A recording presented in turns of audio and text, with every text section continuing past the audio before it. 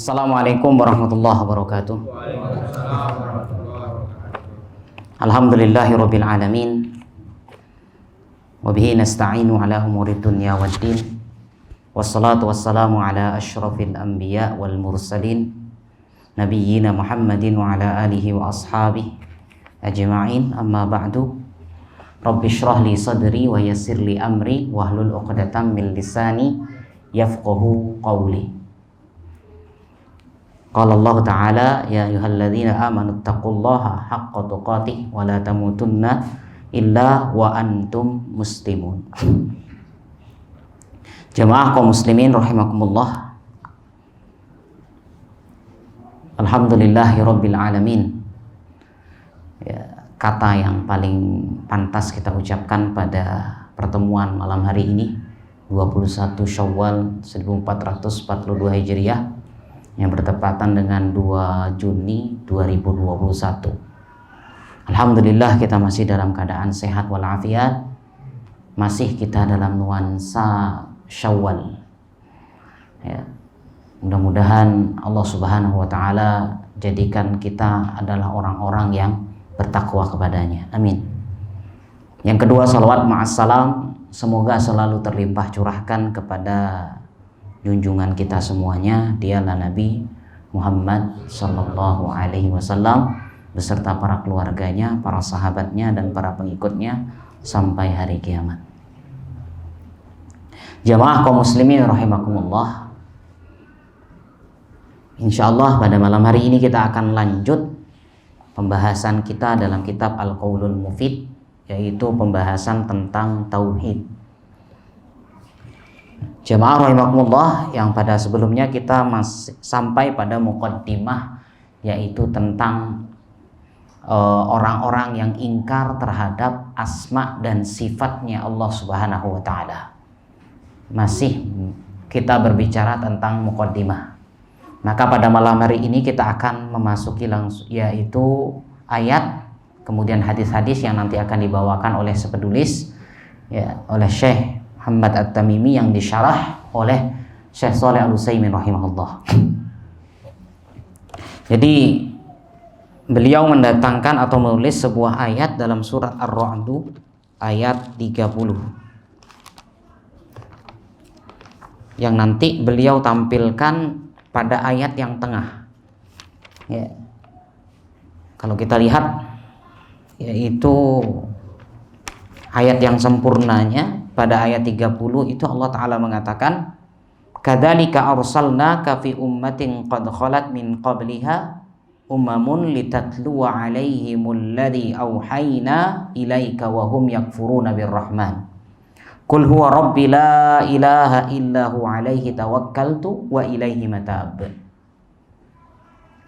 Jadi yang diambil pada ayat ini yaitu yakfuruna birrahman, mereka ingkar, kufur terhadap Ar-Rahman.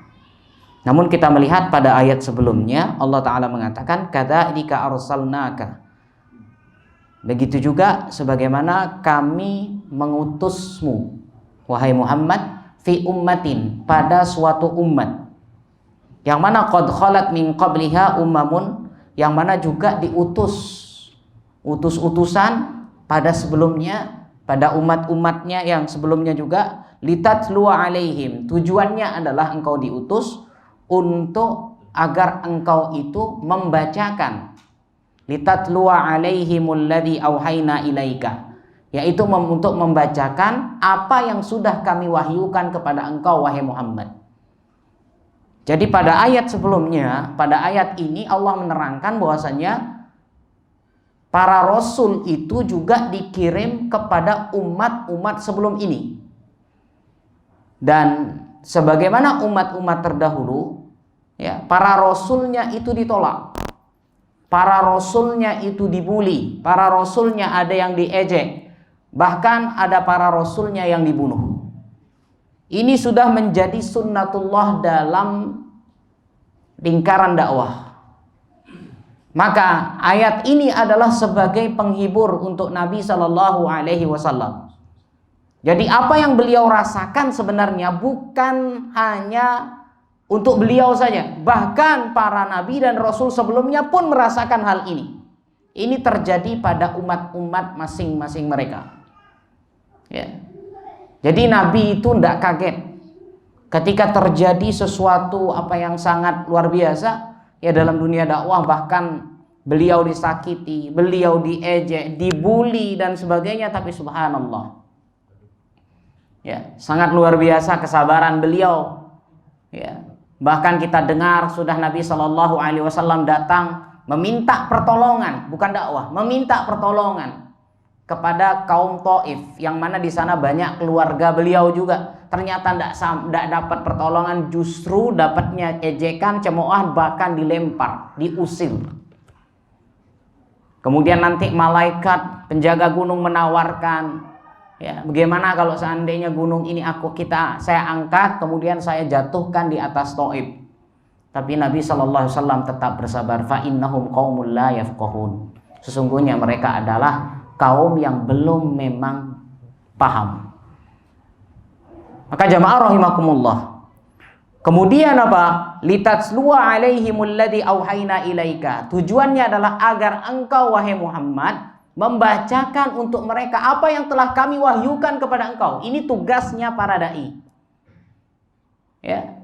Jadi tugasnya para dai itu membacakan, yaitu bagaimana aturan Allah, bagaimana aturan Rasulullah Sallallahu Alaihi Wasallam, bukan aturan kelompok, bukan aturan, mohon maaf, ya, bukan aturan partai dan sebagainya. Tapi di sini adalah aturan Allah dan Rasulnya yang disampaikan.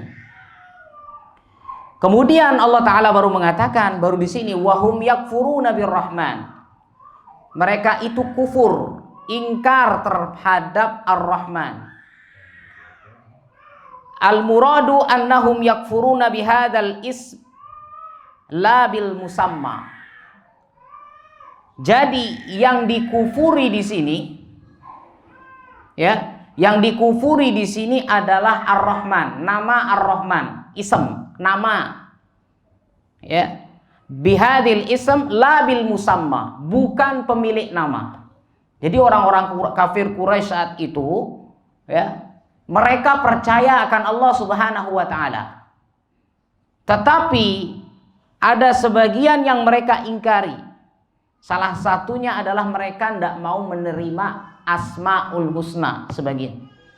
Ya, salah satunya Ar-Rahman ini, sehingga mereka yakfuruna birrahman, mereka itu kufur terhadap Ar-Rahman. Ya. Jadi yang dikufuri itu namanya saja, bukan pemilik nama. Siapa pemilik nama Ar-Rahman? Allah.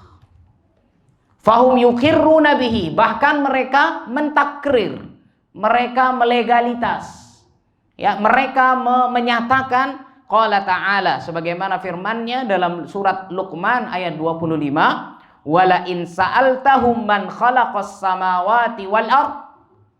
Kalau engkau tanya wahai Muhammad, tanya kepada mereka, siapa yang menciptakan langit dan bumi? Mereka pasti layakulunallah. Dia pasti akan mengatakan yang menciptakan langit dan bumi adalah Allah. Berarti di sini orang kafir Quraisy itu percaya kepada Allah. Yang mereka ingkari di sini adalah asma Allah. Wa fi hadis Suhail bin Amr. Suhail bin Amr. Jadi Suhail bin Amr ini adalah termasuk utusan dari kafir Quraisy saat perjanjian Hudaybiyah. Kita tahu perjanjian Hudaybiyah itu adalah ketika Nabi Shallallahu Alaihi Wasallam dan para sahabatnya hendak melaksanakan haji dan umrah waktu itu. Ya. Pas kebetulan waktu itu kan Dzulqa'dah, yang sebentar lagi akan masuk Zulhijjah. Maka Nabi dengan para sahabatnya waktu itu sekitar, sebagaimana para sejarah mengatakan, sekitar 1400-an. Ya. Akan tetapi kan saat itu yang menguasai Makkah adalah kafir Quraisy. Nah, Nabi dengan para sahabat berjalan, ya, yang intinya nanti dalam ya, Nabi hendak melaksanakan haji dan umroh, tapi orang kafir Quraisy hendak mau, hendak ngasih izin.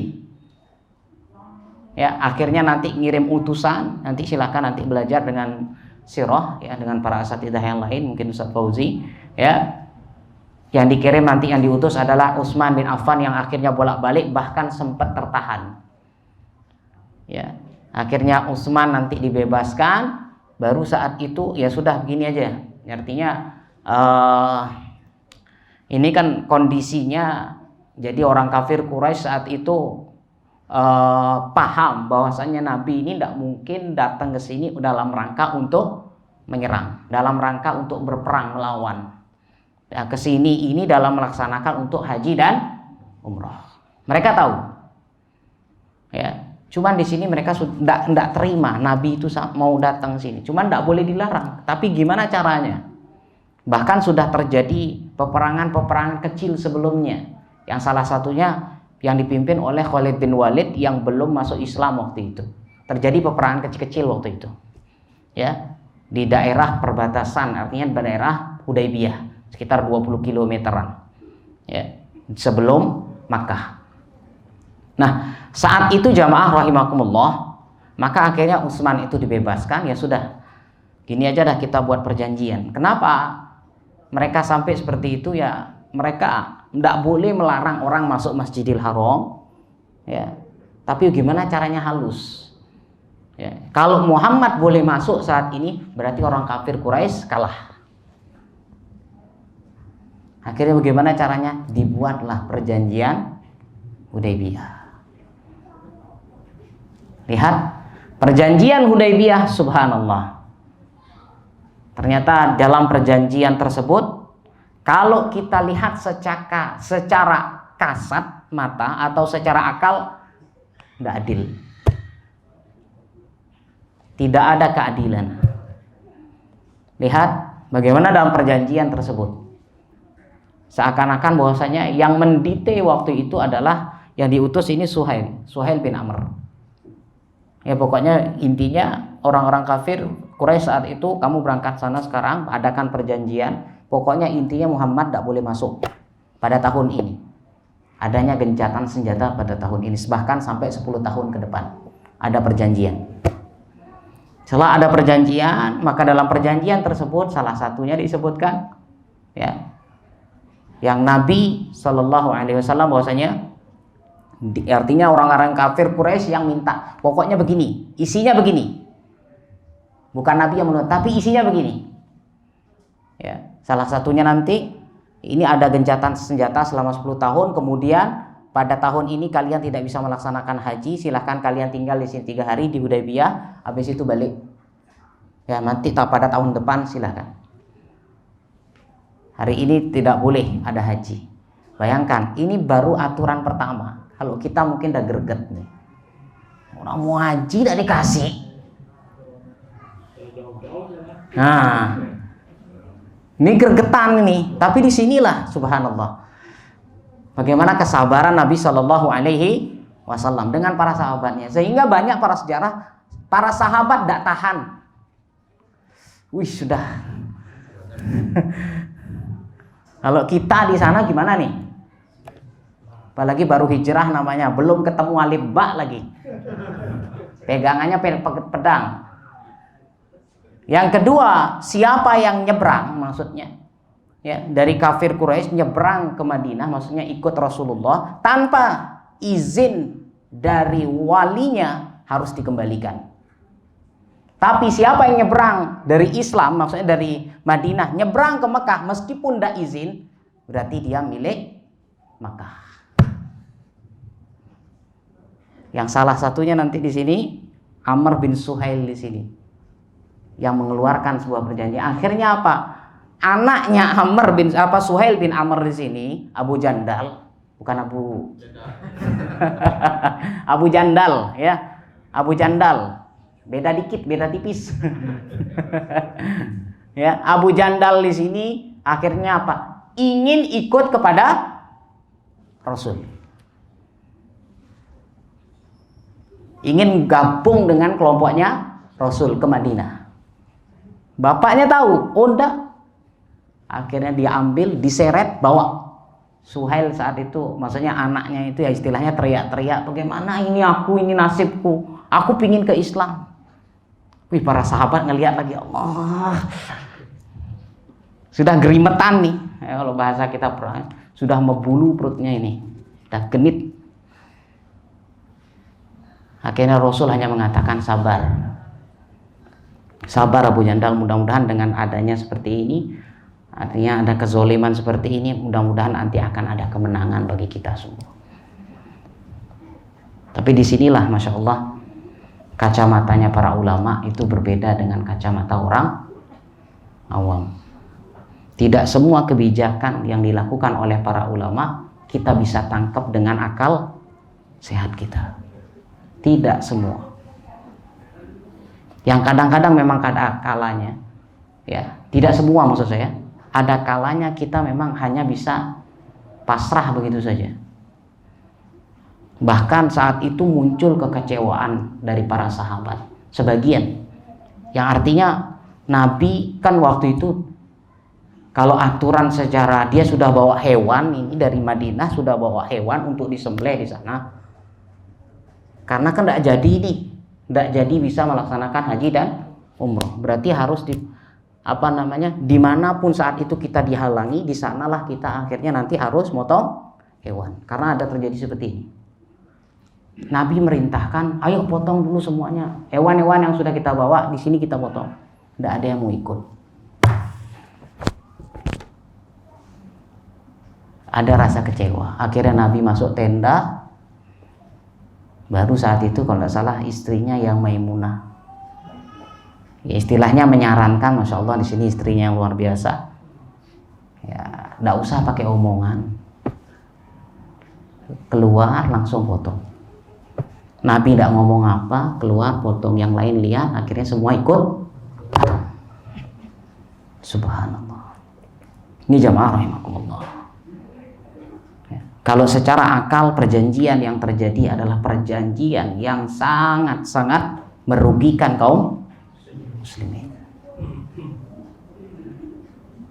Tapi subhanallah, dalam perjalanan dari Makkah menuju Madinah, ketika pulang turunlah surat Inna fatahna laka fatham mubina wa yansurakallahu nasran aziza. Di sanalah turun, Masya Allah. Sehingga di sini, lihat di sini, lamma aradan Nabi sallallahu alaihi wasallam an yaktuba sulha fi ghazwatil Hudaybiyah qala lil katib. Ketika terjadi, artinya perjanjian Hudaybiyah, Nabi sallallahu alaihi wasallam, katibnya di sini kalau tidak salah Ali bin Abi Thalib. Apa namanya? Katib di sini yang nulis. Kalau katib di sini sekarang bahasa Arab itu artinya adalah sekretaris. Ya, waktu itu sekretarisnya adalah Ali bin Abi Thalib. Maka Nabi perintahkan, ya, nulis kepada si Ali apa? Uktub bismillahirrahmanirrahim. Tulislah bismillahirrahmanirrahim. Akhirnya apa? Qala Suhail. Suhail mengatakan apa? Ammar Rahman fa wallahi ma adri ma hiya. Ar-Rahman itu demi Allah kami tidak tahu apa itu Ar-Rahman. Dia tidak terima, tidak ada, pokoknya tidak ada tulisan Ar-Rahman di sini. Tapi dia nyuruh katakan apa? Walakin uktub bismika Allahumma. Akan tetapi tulis, ini Suhail yang nyuruh. Suhail bin Amr tadi. Kan tidak terima dengan Ar-Rahman. Bismillahirrahmanirrahim. Bukan Allahnya yang ditolak, tapi Ar-Rahman Ar-Rahimnya yang ditolak. Sehingga dia nyuruh nulis di T. Nabi di sini di T. Apa namanya kalau kita, ya, diperintahkan. Pokoknya harus gini yang tulis. Apa itu? Bismika, dengan namamu Allahumma, ya Allah. Ini menunjukkan wahada minal amsilatil ladhi yuradu biha al-ism dunal musamma. Jadi yang dikufuri oleh orang-orang kafir Quraisy adalah Asmaul Husna, bukan Allah. Sehingga mereka tadinya nyuruh apa? Bismika Allahumma, dengan namamu Allahumma, ya Allah. Allahumma itu kan artinya ya Allah. Setelah menulis ini, baru Rasul di akhir mengatakan kepada Ali, tulis Kan min Rasulillah, bukan. Tapi apa? Min Muhammad bin Abdillah. Lagi di T. Ini kalau pas ini Hari Pancasila apa namanya? Ya, di T. Subhanallah. Ya sudah ditulis. Hingga dalam sejarah para sahabat banyak yang agak kecewa melihat kesabaran Nabi Shallallahu Alaihi Wasallam. Sehingga nanti anaknya Suhail bin Amr inilah yang tadi meronta-ronta supaya nanti ikut sama Muhammad, tetapi Muhammad melarang. Demi Allah aku tidak akan melanggar sumpah ini. Ya, kalau kita mungkin jemak gen sekengken, atau mungkin kita hadir di sana saat itu kita mengatakan, Nabi getap gati. Sudah berapa hal yang dilakukan oleh Nabi Shallallahu Alaihi Wasallam, mohon maaf, kadang-kadang tidak sesuai dengan akal kita. Seakan-akan menunjukkan Nabi itu tidak yakin.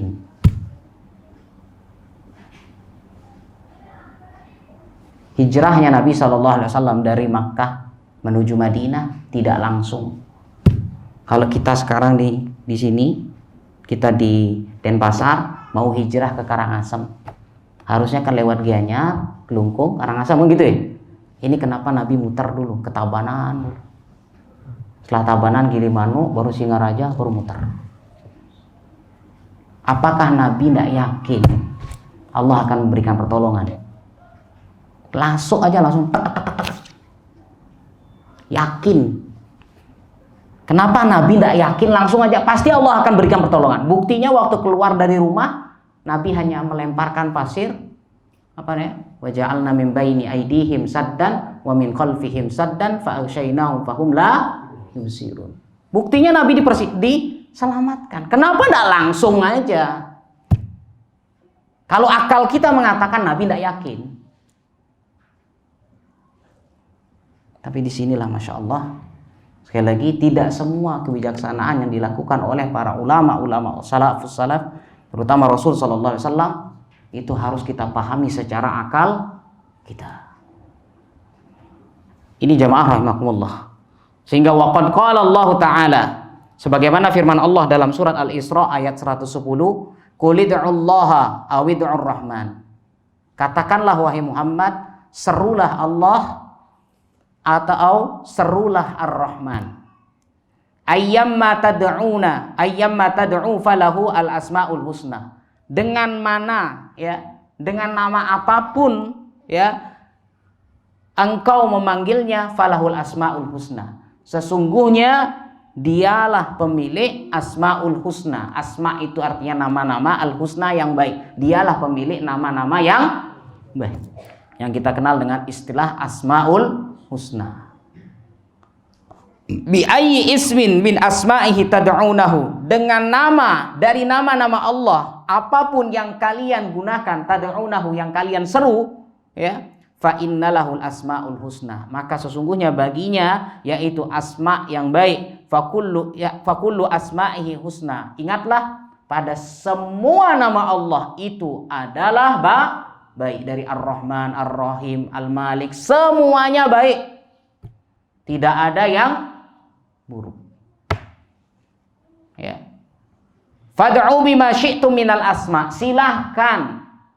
Silahkan berdoalah kepada Allah Subhanahu wa taala dengan, artinya syi'tum, dengan apa yang kalian inginkan, minal asma, dari nama-nama Allah.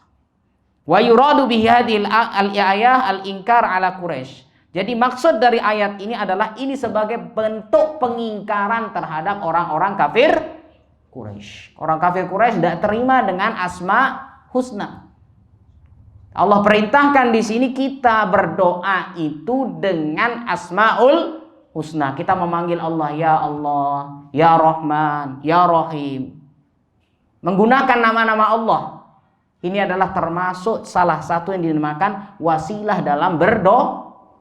Tawassul dalam berdoa. Tawassul dengan nama-nama Allah Subhanahu wa ta'ala. Wa fil ayati dalilun ala anna man ankara isman min asma'ihi ta'ala fa innahu yakfur. Ingat, dalam ayat ini menunjukkan ini adalah sebuah dalil, sebuah petunjuk yang menyatakan bahwasannya siapa yang mengingkari satu nama dari nama-nama Allah, satu saja, fa innahu yakfur, sesungguhnya dia telah kafir. Allah itu tidak Rahman, Allah itu tidak Rahim, Allah itu tidak suci. Ketika satu saja dalam 99 itu satu saja diingkari, semuanya akan menjadi diingkari. Berarti dia kufur. Wa liqaulihi ta'ala, sebagaimana Allah Ta'ala mengatakan, ya wahum yakfuruna birrahman. Mereka itu ingkar kepada Ar-Rahman. Ya. Wali annahu mukadzibun lillahi wali rasulihi. Kenapa? Karena mereka telah bertakdzib, artinya mereka berdusta kepada Allah dan Rasulnya. Wahada kufrun, ini adalah kekufuran. Wahada wajhu istijhad al-muallif bi hadhil ayah. Ya. Qauluhu, Allah Ta'ala kemudian melanjutkan, wahum yakfuruna birrahman la ilaha illahu, tidak ada Tuhan yang berhak disembah illa huwa, kecuali dia. Alaihi tawakkaltu, ya, hanya kepadanya lah aku bertawakal. Sering kita mengatakan, sering sudah kita bahas, li'anna alaihi wahdah li'anna taqdima al-ma'mul yadullu al-hasr. Ya, sesuatu kata yang dia biasanya diletakkan di akhir, kemudian diletakkan di awal, itu menunjukkan pembatasan. Fa idza qultu masalan, seandainya kita, aku mengatakan, Syekh Shalih Utsaimin mengatakan bahwasanya seandainya aku mengatakan darabtu Zaidan, perhatikan kata-kata Zaidannya, darabtu Zaidan, aku memukul Zaid. Zaidnya di belakang. Fa innahu yadullu ala annaka darabtuhu, itu menunjukkan bahwasanya aku memukul Zaid, walakin la yadullu ala annaka lam tadrib ghairah. Akan tetapi belum tentu yang dipukul hanya Zaid saja, bisa saja juga orang lain. Tapi wa idza qultu, akan tetapi jika aku katakan Zaidan darabtu, Zaidannya di depan sekarang, ya, ini menunjukkan apa? Zaidanlah yang Zaid yang aku pukul. Ini menunjukkan dallat ala annaka darabta Zaidan wa lam tadrib ghairah. Ini menunjukkan bahwasanya yang kamu pukul hanya Zaid, tidak selainnya. Ini dalam bahasa Arab begitu. Ya, ketika dia di awal, di akhir, seharusnya biasanya di akhir, diletakkan di awal menunjukkan pembatasan, sebagaimana iyyaka na'budu. Kalau lihat aslinya na'budu iyyaka. Tapi ketika didepankan iyyaka na'bud, hanya kepada engkau kami menyembah. Tapi kalau dikatakan na'budu iyyaka, kami menyembahmu, bisa saja bukan yang kita sembah hanya Allah, tapi ada juga yang lain. Tapi ketika iyyakanya dimajukan, ini menunjukkan pembatasan. Sehingga alaihi tawakkaltu, hanya kepada dialah aku bertawakal. Aslinya tawakkaltu alaihi. Ya. Wa sabaqa makna tawakkul wa ahkami. Kita sudah belajar apa itu makna tawakal dan hukum-hukumnya yang sudah kita bahas pada sebelumnya. Wa ilaihi matab, dan hanya kepadanya lah aku kembali. Matab aslinya adalah matabi. Wa ilaihi matabi. Di dalam bahasa Arab biasa dihapus, ya-nya dihapus, yang hanya tinggal yaitu ba-nya saja. Wa ilaihi matab. Biasa. Sama seperti lakum dinukum waliya din. Aslinya waliya dini, ada ya-nya, dihapus ya-nya, ya. Sehingga hanya kepadanya lah aku bertaubat. Ya, wa taubah, taubat itu adalah ar-ruju' ila Allah Ta'ala minal ma'siyah ila ta'ah, yaitu kembali kepada Allah ya Ta'ala minal ma'siyah, dari maksiat kepada ketaatan. Itulah yang dinamakan taubat. Tapi nanti taubat di sini adalah taubatul ibadah. Ya. Jadi taubat bermakna secara bahasa ar-ruju', kembali. Nanti ada secara istilah, yaitu istilahnya secara istilah yaitu kembali kepada Allah dari maksiat menuju ketaatan. Akan tetapi ada 5 syarat bagi orang yang ingin bertaubat. Yang pertama, beliau mengatakan al-ikhlas lillah. Taubat yang dilakukan itu hanya ikhlas. Secara syariat harus ada keikhlasan. Bi an la yahmil al-insan ala taubah mura'atu ahadin. Janganlah terbawa taubatnya itu karena mengikuti seseorang. Ya, atau taubatnya karena ada hal yang dia cintai. Nikah. Ya. Au syai' minad dunia, atau ada sesuatu yang ingin dia inginkan dari dunia. Bapaknya masuk Islam, otomatis waris dia tidak dapat. Tapi daripada aku tidak dapat waris, mending aku ikut Islam. Secara zahir dia Muslim, tapi secara syariat Allahu a'lam. Karena taubat syar'i adalah dilakukan dalam keadaan ikhlas, bukan karena niatan yang lain. Kalau niatan yang lain apalagi terlebih masalah dunia, kan ada orang yang ya seperti itu ya. Jadi dia taubat meninggalkan itu disebabkan, contoh, dia biasa punya uang, datang ke dunia malam tiap hari, tiap malam ya, tiap malam selalu ke diskotik ya. Di sana ya sudah maksiatnya isinya. Tiba-tiba ndak punya uang, ndak berangkat dah. Apakah dikatakan taubat? Ndak kesana, ndak. Berhenti dah kesana. Taubat, subhanallah. Masa libur. Nanti kalau ada uang lagi, balik lagi. Ya. Jadi ini jamaah rahimakumullah, ikhlas bukan karena ikut-ikutan. Bukan hanya ingin mendapatkan suatu dunia. Saya ikut ke sini, saya ingin lihat ini orang-orang ini. Ya. Ada sesuatu yang dia inginkan keduniaan. Ya kalau saya ikut, teman saya nanti tidak ada yang tak ajak nongkrong. Sekarang semuanya sudah kembali ke masjid, aku aja masih di sini. Gimana ya? Silahkan dia balik, tapi ingat luruskan niatnya. Kenapa? Orang yang betul-betul menjaga keikhlasan dalam bertaubat, ingat biasanya dia akan kuat. Orang bertaubat itu siap-siap untuk diuji. Siap-siap untuk diuji. Kalau tidak kuat, balik lagi. Jangan kira orang masuk Islam habis itu rezekinya lancar jaya. Rezeki masuk ini bukan dunia sinetron. Ya, bersiap, masya Allah, banyak tantangan bagi orang yang bertaubat. Akan diajak begini, apalagi dia dulu pernah berhutang, ya, mungkin dia pinjam uang, atau mungkin ada riba dan sebagainya, minjam ini dan sebagainya, kena ribanya, sudah terbiasa begini, akhirnya udah taubat bingung dia, ini gimana. Ya, makanya ketika dia betul-betul ikhlas karena Allah, dia akan tetap tegar. Tapi ketika ada niatan yang lain, hati-hati, dia bisa-bisa saja kembali. Ini pertama, keikhlasan.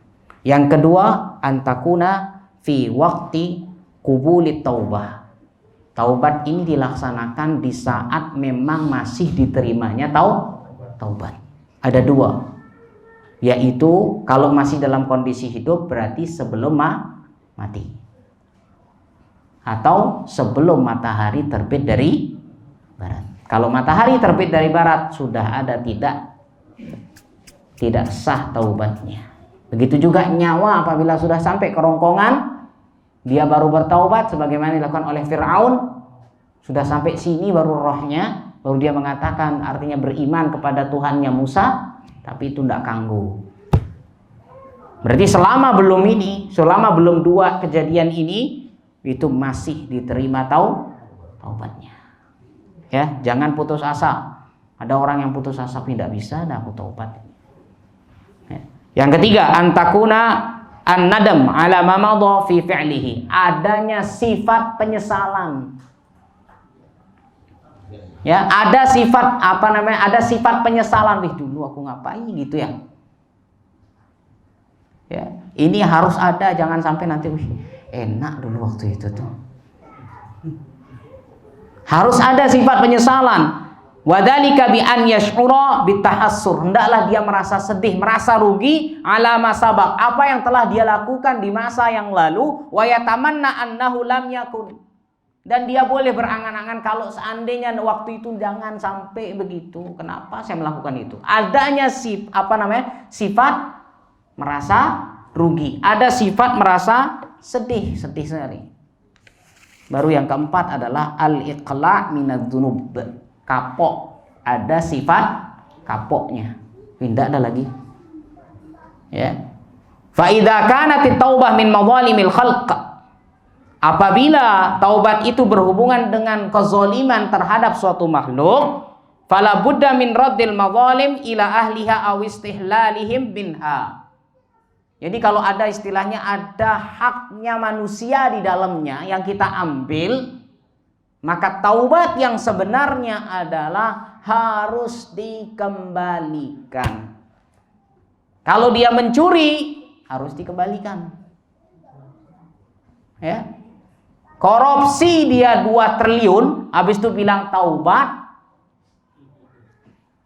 Apa yang harus dia lakukan? Uangnya harus dikembalikan. Ya, taubat. Ya. Ya. Harus dikembalikan. Mungkin mohon maaf, masalah warisan, pindah patok. Dulu beli tanah, patoknya dipindah. Ya, walaupun cuma sejengkal kali 50 meter.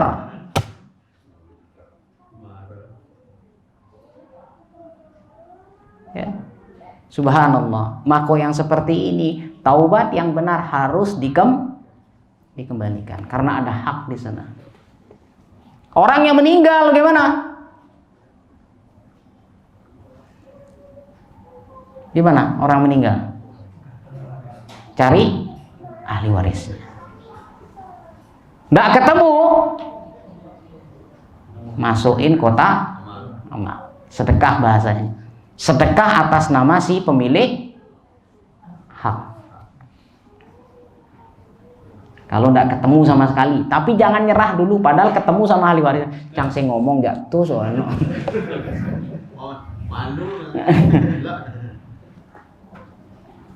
Ya, dengan tujuan apa? Silahkan dikembalikan. Syukur-syukur kalau dihalalkan. Ini baru bentuk taubat namanya. Sudah kita sedekahkan uangnya, tiba-tiba pemiliknya datang. Apa yang harus kita lakukan? Balikin uang lagi. Sedekah yang itu gimana? Pinjam kunci sama minta. Ya, kembalikan. Kalau dia minta dikembalikan, kembalikan. Ini jamaah rahimakumullah. Ya, taubat yang benar itu adalah al-iqla', adanya rasa kapok. Akan tetapi kalau ada hubungan hak dengan manusia, hak dengan anak Adam, meskipun dia orang kafir, harus dikembalikan. Jangan bilang ini muslim, ini kafir, tidak, sama semua. Ini urusan hak. Ya, kalau hutang silahkan. Punya hutang 100.000, 200.000, yang 1 rupiah pun akan dipertanyakan. 1 rupiah. Apalagi yang sejengkal tanah. Walaupun sama kafir, Ustaz. Apa? Walaupun sama kafir. Walaupun. Kan dia langsung masuk di neraka. Iya. Tapi hutang itu kan nyangkut nanti. Orang yang mati syahid karena hutang pun tidak dijelaskan hutang kepada siapa. Yang jelas hutang kepada anak Adam Sia. Kalau begitu seandainya berarti tidak adil di sini. Kalau begitu minjemnya sama orang kumpar, minjam 1 miliar, bawa lari, tidak ditanya, tidak sama Allah. Kemunculan kan begitu. Akal kita, masya Allah, luar biasa ini. Ini nyari celah orang ini berarti. Ya, jadi ya siapapun yang dihutangi harus dibalikkan. Itu satu-satunya cara ketika bertaubat. Yang terakhir baru apa? Al-azam ala adamil audah. Berazam untuk tidak kembali lagi. Ini baru dia ikhlas. Jadi kalau aku punya uang baru balik lagi. Ya, ada azam, ada niatan. Azam itu beda. Azam itu apa namanya? Sebagaimana faida azamta fatawakkal 'alallah. Azam itu beda dengan niat biasa. Kalau azam itu ada usaha. Ya, keinginan yang sangat keras, keinginan yang sangat kuat. Azamnya tinggi. Ya, ini baru berazam. Dia pingin haji, pingin umroh, nabung. Ya, dalam 1 hari dapat sekian, 50% dia masukkan. Ini azam namanya. Kalau sekedar niat pingin haji, pingin umroh, ya niat boleh, tapi tidak ada azamnya. Begitu juga melaksanakan tahajud, beda dengan azam. Kalau azam itu ya dia berniat tahajud, dia sudah siapkan bajunya besok ini pagi saya pakai, dan dia gantung, sudah disetrika, sudah dikasih parfum, ya kemudian sejadahnya sudah dibentangkan, sudah dikasih parfum, sudah siap. Ini namanya azam. Tapi kalau hanya niat, tidak usah dah hidupi alarm. Ya, hanya niat saja. Yang kalau udah niat kuat pasti bangun, belum tentu. Ya, ini jamaah rahimakumullah. Jadi taubat itu sebagaimana tadi, ingat yang terakhir adalah berazam untuk tidak kembali. Mudah-mudahan Allah Subhanahu wa taala menjadikan kita adalah orang-orang yang bertaubat, taubat karena Allah taala. Ya, taubat yang kita lakukan itu mudah-mudahan diterima di hadapan Allah Subhanahu wa taala. Amin ya rabbal alamin. Kita akhir wa sallallahu ala nabiyyina Muhammad. Subhanakallah wa bihamdika asyhadu an la ilaha illa anta astaghfiruka wa atubu ilaik. Assalamualaikum warahmatullahi wabarakatuh.